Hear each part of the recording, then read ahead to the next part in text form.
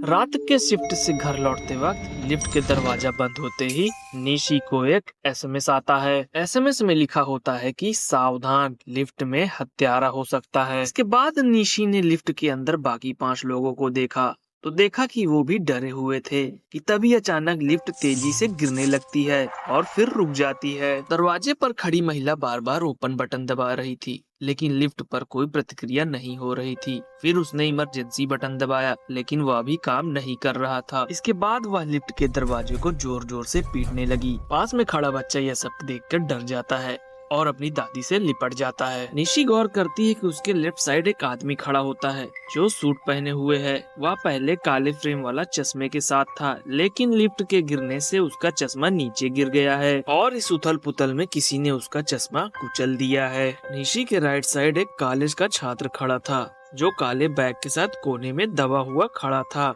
निशी को याद है कि लिफ्ट के डिस्प्ले तीसरी मंजिल पर थे। निशी सोच ही रही होती है कि इतने में राइट साइड खड़ा छात्र ने कहा, क्या आप लोगों के फोन में सिग्नल है? जल्दी से पुलिस को सूचित करो। और फिर बाकी लोग अपने फोन से मदद के लिए कॉल करने लगे लेकिन निशी की फोन में अभी भी वह संदेश लिखा हुआ था कि सावधान, लिफ्ट में कोई हत्यारा हो सकता है। कुछ शब्दों ने सभी के दिलों में डर फैला दिया था। यह संदेश एक अज्ञात नंबर से आया था ठीक उस समय जब मैं लिफ्ट में चढ़ी ही थी और हमारे फोन में सिग्नल भी नहीं था। मैं लिफ्ट के बीचों बीच खड़ी होकर के यह सब सोच ही रही थी कि लिफ्ट में कुल 6 लोग हैं। एक फैशनेबल लड़की जिसका नाम लिंग शिंग किंग है, वह एक न्यूज एंकर है। एक बच्चा यंग यंग है जो 4 साल का था और उसके साथ उसकी दादी थी जिसका नाम जाओ यिंग था। सूट पहने एक आदमी जिसे सभी युआंग को कहते थे, वे 32वीं मंजिल पर रहता था। निशी के पास खड़ा लड़का कॉलेज से पास आउट था और इंटर्नशिप की तैयारी कर रहा था। वह भी युआंगो के साथ उसी की मंजिल पर रहता था। उसका नाम तांगशिंग था। निशी उन्हें कुछ देर तक देखती रहती है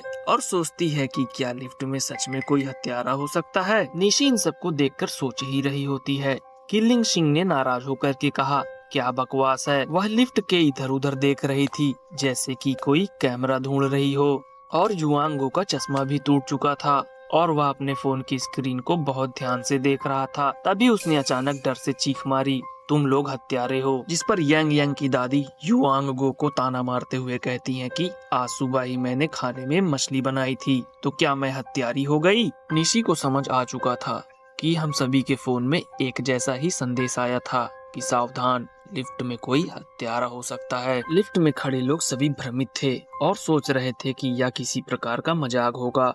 फिर तांगशिंग ने कहा, क्या आपके फोन में सिग्नल है? लेकिन किसी के पास सिग्नल नहीं था। सबका डर और उलझन बढ़ा हुआ था। इसी दौरान तांगशिंग ने लिफ्ट का दरवाजा खोलने की कोशिश की लेकिन निशी ने उसे मना करते हुए कहा कि क्या तुम जानते हो हम कितनी ऊंचाई पर हैं? अगर तुमने दरवाजा खोला तो हम सीधे नीचे गिर सकते हैं। तांगशिंग निशी की बात मानकर अपनी कोशिश रोक देता है। तभी ली शिंकिंग ने अपनी हिल्स निकालकर लिफ्ट के दरवाजे पे दे मारी जिससे धातु की आवाज गूंजने लगी। निशी ने दरवाजे के पास कान लगा करके सुना। आवाज की गति से यह साफ था कि लिफ्ट कम से कम 7 या 8 मंजिले पर थी। अभी यह सुनने और देखने के बाद तांगशिंग को अपनी कानों और आंखों पर विश्वास नहीं हो रहा था कि वह अभी कितनी बड़ी भूल करने जा रहा था। जिसके बाद वह वापस से लिफ्ट के कोनों पे जाकर के खड़ा हो जाता है। आगे हम देखते हैं यंग यंग अपनी कैंडी को लिफ्ट के फर्श पर गिरा देता है लेकिन जब वह उसे उठाने जा रहा होता है तो उसकी नजर तांगशिंग के बैग पर पड़ती है, जिसे देखने के बाद यंग यंग अपनी दादी को कहता है, दादी देखो आइसक्रीम। लिफ्ट में खड़े सभी लोगों ने यंग यंग की उंगली की दिशा में देखा तो सभी की आंखें चौंक गई। तांगशिंग की पीठ पर लगे बैग से खून की बूंदें गिर रही थी और नीचे लिफ्ट के फर्श पर जमा हो रही थी। तभी सड़ी गली गंध लिफ्ट में चारों ओर अचानक से फैल गई। सभी लोग खामोशी से उस खून को देख रहे थे और निशी के मन में वही संदेश गूंजने लगा, लिफ्ट में हत्यारा हो सकता है। और अब सभी को एहसास हो गया था कि उनके बीच एक हत्यारा है। लिफ्ट की दीवारों के भीतर घबराहट और खौफ का माहौल था। तांगशिंग ने अपने बैग को लेकर सभी की आंखों से छिपाने की कोशिश की। कुछ देर बाद युआंगो ने उसे सावधानी से देखा और पूछा, बैग में इतना सारा खून क्यों? इस सवाल में लिफ्ट में खामोशी छा गई। बैग में जो लाल तरल था वह सभी को खौफ का आभास दे रहा था, जैसे कि कुछ गड़बड़ हो। इसके बाद लिंग शिंग किंग ने एक बेबक टिप्पणी की, क्या बैग में कटा हुआ सिर हो सकता है? जैसे ही उसने यह कहा उसे खुद एहसास हो गया कि शायद उसने कुछ गलत कह दिया है। इतना कहने के बाद वह खुद जाके कोनों में खड़ी हो गई। लिंगशिंग की बातों ने लिफ्ट में खड़े सभी लोगों की चिंता बढ़ा दी। तांगशिंग ने खुद को बचाने की कोशिश की और कहा, मैं हत्यारा नहीं हूँ, या तो बस एक धोखाधड़ी का संदेश था जो लिंक पर क्लिक करके आपकी बैंक की जानकारी चुरा सकता है। उसने अपने शब्दों में स्थिति को थोड़ा शांत किया, लेकिन फिर भी सभी की निगाहें उसी के काले बैग पर टिकी थी। लिफ्ट में 2 घंटे से ज्यादा का समय हो चुका था और वे सब कहीं नहीं जा पा रहे थे। सब डर और घबराहट के साथ एक दूसरे की ओर देख रहे थे, जैसे हर शख्स दूसरे को शक की नजर से देख रहा हो। अचानक लिफ्ट में एक आपातकालीन लाइट 2 बार झपकी और फिर पूरी तरह से बंद हो गई और इसी के साथ लिफ्ट में चारों तरफ अंधेरा छा जाता है। इस अंधेरे में सभी लोग इतने डरे हुए होते हैं कि वे भूल जाते हैं कि मोबाइल में टॉर्च जैसी भी सुविधा है। जब लिंगशिंग ने फोन का टॉर्च ऑन किया तो लाइट की मंद झपकन से सभी के सभी और भी असहज हो गए थे। इसी बीच निशी को एहसास होता है कि कोई उसके बगल में बैठा है। जैसे ही उसने सिर घुमा करके देखा तो